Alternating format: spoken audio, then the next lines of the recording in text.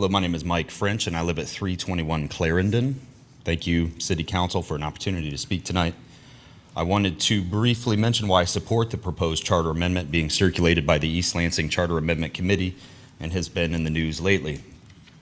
The continued tightening of restrictions around properties in the city of East Lansing, particularly in my neighborhood of Glencairn, is driving me to support this initiative. This charter amendment will ensure that homeowners can use their homes in traditional ways without concern for potential violations and accompanying fines.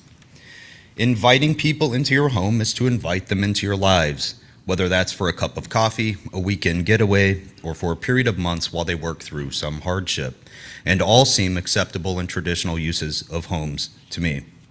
I recognize that the ordinances call for carve-outs and other exceptions or special dispensations, many short-term in nature, but in my opinion, meeting some test with clear and convincing evidence is not something I should have to worry about. I have an open door policy among my friends and family, as I'm sure many of my fellow residents also do, and that policy doesn't come with strings attached. I've come to believe that in order for the city to continue to issue rental licenses, they will have to continue to restrict what single-family homeowners can do inside their homes, and those cascading restrictions, I believe, are unsustainable.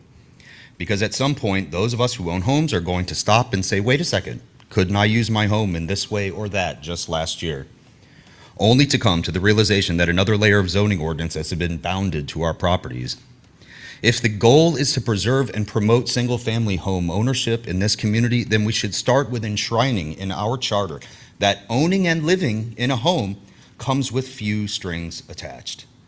Rather than carefully crafting ordinances because the rights of those who hold rental licenses seem to somehow outshine and eclipse those of folks who actually live in the homes they own. In the course of my support for this charter amendment, I've spoken with many of my fellow residents. One thing that rings clear among those who've asked follow-up questions is how will this impact the student rental dynamic? This amendment is about what homeowners can do with their homes, stating, quote, "The city shall not restrict in any way relationships of persons living together as a household or residing in the home, or interfere with the rights of owners to live with persons of their choice, as long as such persons are not rent-paying tenants," end quote. This language preserves the city's capacity to enforce rental licensing and continue overlays while also making a clear statement in its charter that the rights of permanent, principal residence owning, real property tax and income tax paying homeowners and their families are among the highest of the city's priorities. I'm optimistic about the future of the city of East Lansing, and I believe this is a good start. Thank you. Thanks for your input.